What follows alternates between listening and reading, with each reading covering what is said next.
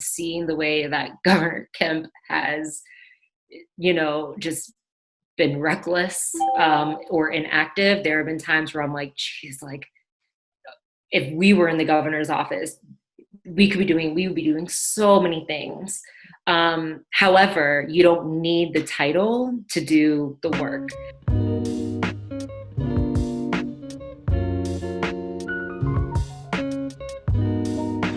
Hi guys, I am once again back here in my backyard, thankfully enjoying some really nice weather today. Still participating in social distancing, which hopefully all of you guys are as well.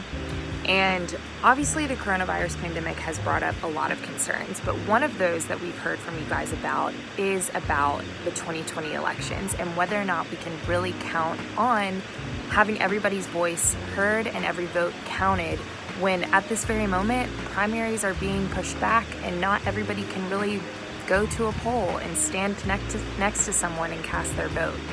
So in light of that, we asked you guys how you felt about mail-in voting specifically. And so far, 80% of you have agreed that you think mail-in voting should be available in every single state, which is pretty incredible. So with that in mind, we went to one of the experts, not only on mail-in voting specifically, but on creating free and fair elections across the country, in the form of Hillary Holley of Fair Fight Action, which is an organization that Stacey Abrams founded after the 2018 election to create and promote those free and fair elections across the country.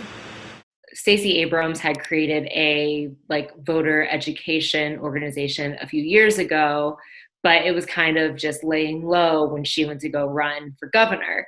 And then after, the 2018 elections played out and we saw massive voter suppression, she decided to, instead of simply conceding and moving forward, she wanted to file a federal lawsuit, in which we did. And not only did she want to file a federal lawsuit, but she also knew that we needed to create an organization around that lawsuit. There are two things we're working on. One is called Fair Fight Action, which is the organization that is pursuing the lawsuit, but also legislation and advocacy, because I believe that our democracy is under attack and we have to stop voter suppression. It is real, it is pervasive, and it will destroy America if we don't stop it. It takes a full coalition to make systemic changes in a state and across the country. Mm-hmm. And so what we did is, after the campaign ended and Fair Fight, had its own organization, we still had thousands of volunteers across the state of Georgia who wanted to join our fight. They knocked on hundreds of doors, made hundreds of phone calls, text, went to our rallies, drove people to the polls. And they also got to witness voter suppression like we did. And so a lot of our volunteers and supporters were asking, how do we get involved? Mm-hmm. And so one of the things that we did is we brought them all back and created a democracy warrior program.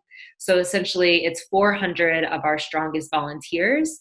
And a lot of these volunteers, like I said, they were used to phone banking and, canvassing, but we had to teach them about how to advocate for free and fair elections.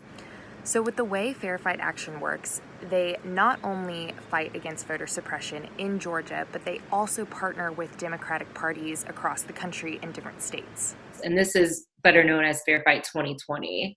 So we went into 18 different states and we partnered with their Democratic parties to help fund full-time voter protection systems that are similar to what we had in 2018, because that's how we caught a lot of what was happening, and we were able to mitigate a lot of the harm that was happening throughout the 2018 elections. Yeah. So that's like the whole picture of Fair Fight and what we're doing.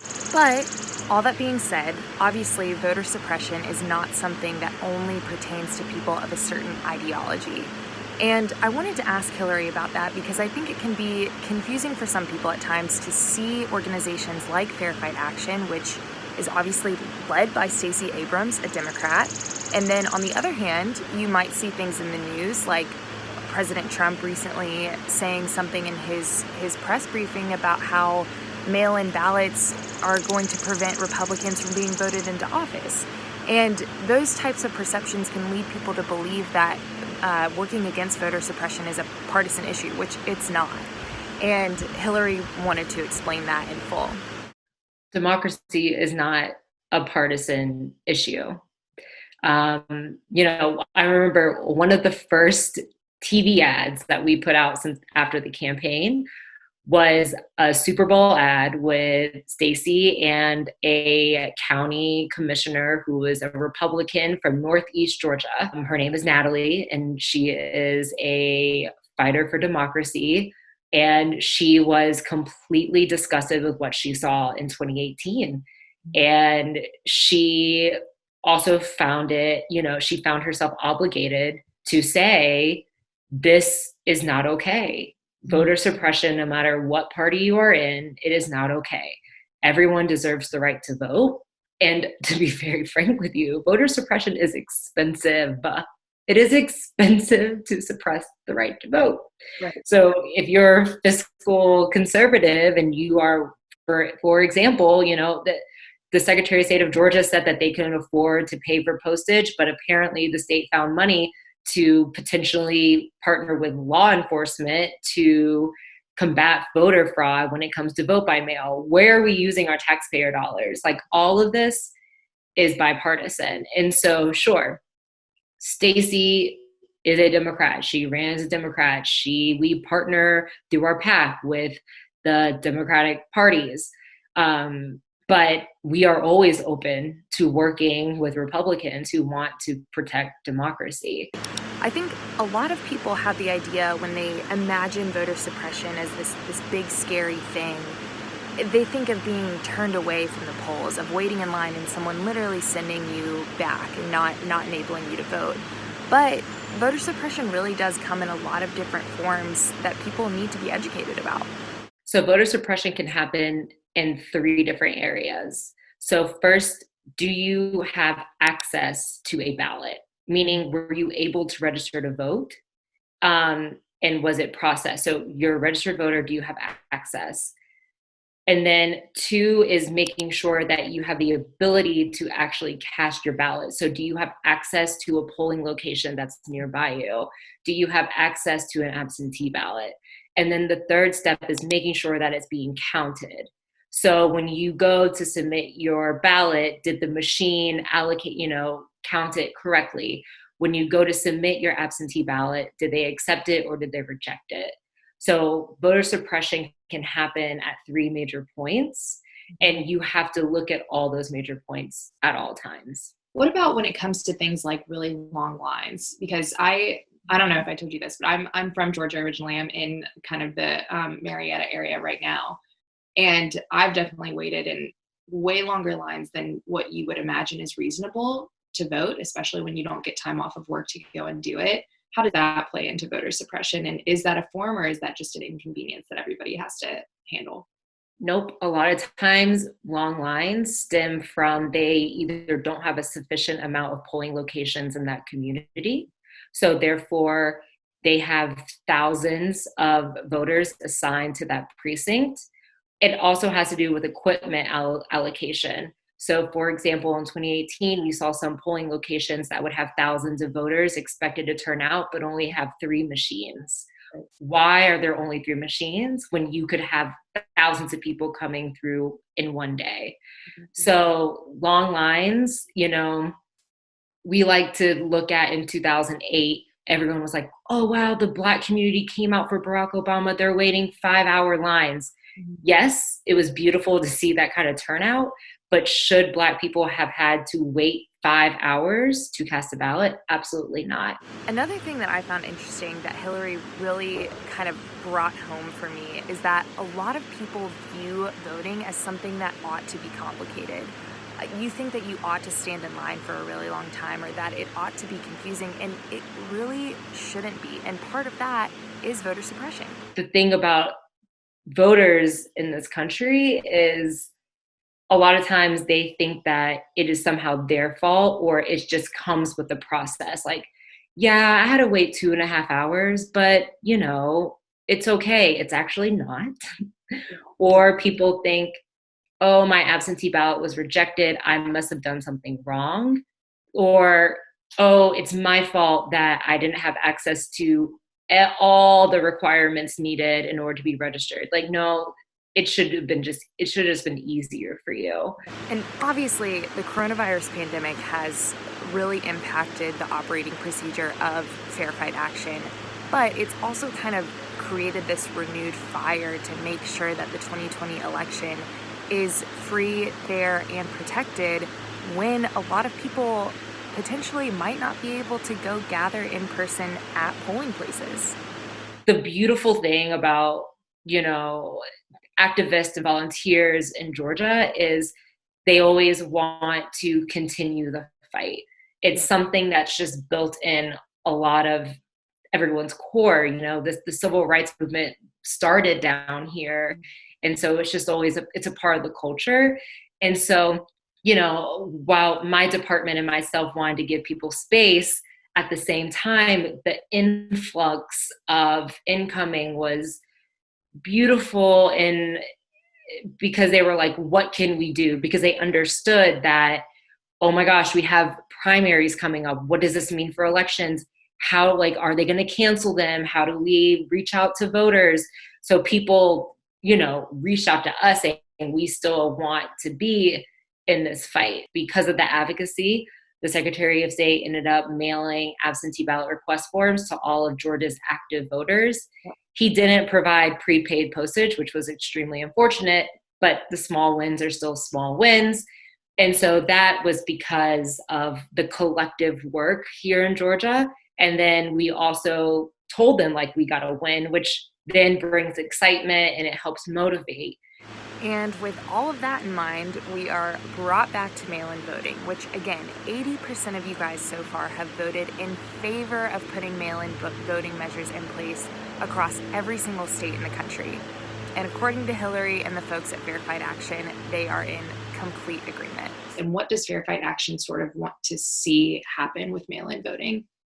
So first off, I want to be really clear. Yeah. Mail-in voting has been a thing for a very long time. Mm-hmm. We think that there should be no excuse absentee in every state, meaning it does not matter where you are, where you live, as long as you are an eligible voter, you should be able to vote absentee from the comfort of your home.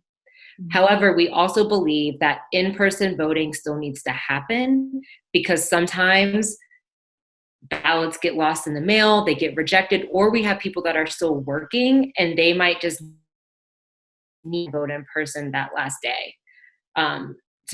So they need to vote in person. Also, postage needs to be prepaid. People going out of their homes to go get stamps could put them at risk.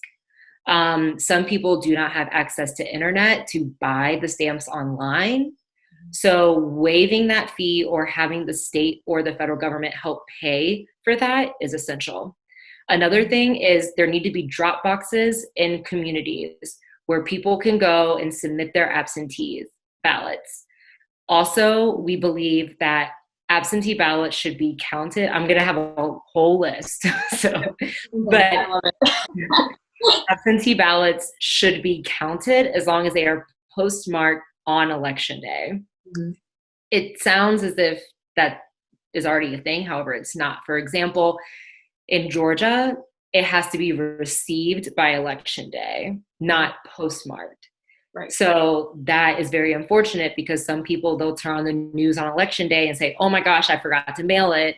And then it's just too late because there's no way the post office will get it from their mailbox to the, Board of Elections office in 5 hours, right? And so, and another thing that we believe is that community organizations should be able to pick up sealed ballots and be able to deliver them to the counties.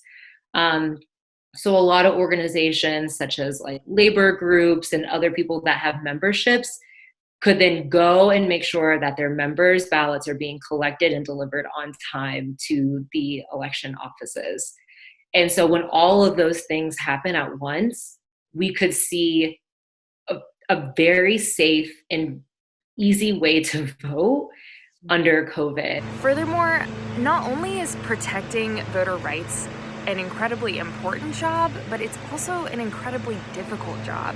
And Hillary, I mean, she laid out her day-to-day tasks, and I just cannot imagine having those types of things on my plate on a daily basis. But Hillary said that Stacey Abrams provides a guiding light not only for her, but for the entire organization. She always says publicly, privately, that, you know, we're doing this work because the work needs to get done. And we're not doing this work for her to get in a certain political office. The work still has to be done, whether she is governor or not, you know? So there are times where I'm just like, man, for instance, with COVID, seeing the way that Governor Kemp has, you know, just been reckless or inactive, there have been times where I'm like, geez, like if we were in the governor's office, we would be doing so many things. However, you don't need the title to do the work. She will send emails with the most random, like, oh, hi, I need help with this. Can you help? And she'll forward it to me. And I'm like, what is this? But when I think about it, like, it could take me making one phone call and we've helped somebody. And so we stick to our word. And so that's how she inspires me. It's just trying to do whatever we can to help in any way. And then for Stacey Abrams herself, that guiding light, Hillary says, will always be protecting democracy first. First and foremost, we just want everyone to stay safe and healthy. Yeah. Secondly, we know that we have to protect democracy because COVID is going to have an impact for years to come. We are looking at, you know, the economy is crippling. You see unemployment skyrocketing. And so if we don't protect our democracy, we won't be able to elect people who will be in office, who will handle or do what's needed in order to continue trying to ensure more people, get people access to the healthcare they need, but also find a way to help stabilize and rebuild our economy. Yeah. And of course, recently in an interview, Stacey Abrams had said that she would be honored to be Joe Biden's VP candidate. So we couldn't let Hillary go without asking for her thoughts on that. Stacey does not say things that she does not mean. So when she says that she would be honored if asked, she means it. When she says if she were asked, she would consider it, she means it. However, for myself in Fair Fight, that has nothing to do with her potentially being vice president. Fair Fight's mission is to protect democracy and to fight voter suppression from our PAC all the way down, you know, and our C4. And so, you know, there could be a time where Stacey is full-time, you know, going off with her political, you know, world, and maybe she will be tapped for VP. We don't know. The way that to handle the ambiguity is that no matter what she does, because it's ingrained in all of us at Fair Fight Action and Fair Fight PAC, is we have to protect democracy. And so no matter what happens, that's always going to be needed. That's always number one. All in all, Hillary talked a lot about the infrastructure that Fair Fight Action has put into place, not only in Georgia, but in states across the country, to make sure that those free and fair elections actually happen. But in light of everything going on, she really wanted to remind everybody to have grace and to just kind of understand that everything that you are fighting for is worth it, even in the midst of crisis. No, I would just say that what is happening right now is incredibly hard. It is hard for myself. It is hard for Stacey. It is hard for our CEO, Lauren. You know, we are all concerned about our families. You know, Stacey has her parents who are elderly. Her dad is a cancer survivor. They are at risk. You know, our CEO, Lauren, has a child who is not able to go to daycare anymore. So she is having to, you know, juggle that. I live by myself at home with my cat. I'm kind of lonely, you know? So I want to say that all this is incredibly hard, and I want everyone to give ourselves grace in this fight. There might be hours or a day where you can't volunteer, you can't fight, and that is okay. Rest, because this fight is long term and things are a little bit different now, but I am very hopeful. I know that together collectively, and what I see and the massive amount of income we get of people wanting to help, I really think that we are going to be able to mitigate the harm as much as we can. And what we can't mitigate, it will be well documented. And then we can always go and see what are the avenues to make things better in the future. So I want everyone out there to remain hopeful and take the time you need to take care of yourself and your family. And we're here fighting for you. Thank you guys so much for watching. Don't forget to like, subscribe, and comment. Let us know if you're worried about anything with the 2020 election. If you want to know something else in these videos, tell us and we'll go after it for you.